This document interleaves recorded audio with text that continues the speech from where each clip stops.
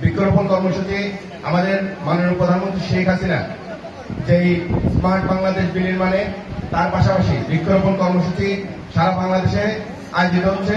আমরা দেখেছি যখন তীব্র প্রবাহ ছিল আমাদের বাংলাদেশ ছাত্রলীগের যে নির্দেশনা ছিল যে তারা 10 লক্ষ গাছ রোপণ করে গিনিস বুকে তাদের নাম লেখাবে।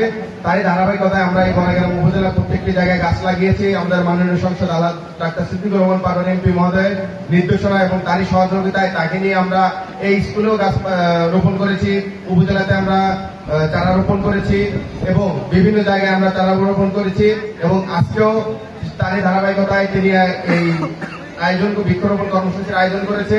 আমরা সকলেই তার পাশে আছি, ছাত্রলীগ তার পাশে রয়েছে। তার সকল কর্মকাণ্ড ছাত্রলীগ যে তিনি যেভাবে নির্দেশনা দিবেন সেভাবে কার্যক্রম পরিচালনা করবে এবং আমরা সকলেই শুধু ছাত্রলীগ না, প্রত্যেকটি সংগঠন নিজেদের উদ্যোগে আমরা গাছ লাগাবো আমাদের পরিবেশের ভারসাম্য রক্ষাতে। এবং আমরা দেখেছি কিছুদিন আগে যে পরিমাণে তীব্র তাপদাহ আমাদের প্রবাহিত হয়েছে, সেই তীব্র তাপদাহ প্রবাহিত তাপমাত্রা কমানোর লক্ষ্যে এবং বৈশ্বিক ভারসাম্য রক্ষার্থে আমরা সকলে নিজ উদ্যোগে প্রত্যেকের বাড়ির পাশাপাশি একটি দুটি করে আমরা গাছের চারা রোপণ করি, তার যত্ন নিই। তাহলেই আমাদের একটি করে প্রত্যেকটি বাসার আশেপাশে 2-4টা করে গাছ হয়ে যাবে এবং আমাদের পরিবেশের ভারসাম্য আশা করি আমাদের রক্ষা হবে।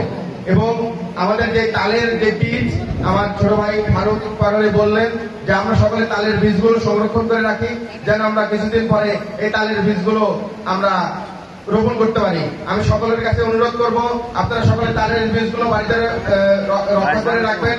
আমরা উপজেলা ছাত্রলীগের নেতৃত্বে প্রত্যেকের বাড়ি থেকে সেই বীজগুলো সংরক্ষণ করে আমরা নিজ দায়িত্বে প্রত্যেকটি জায়গায় আমাদের মাননীয় সংসদ রহমান পাটোয়ারি যেভাবে নির্দেশনা দিবেন সেইভাবে আমরা প্রত্যেকটি জায়গায় লাগিয়ে দেবো।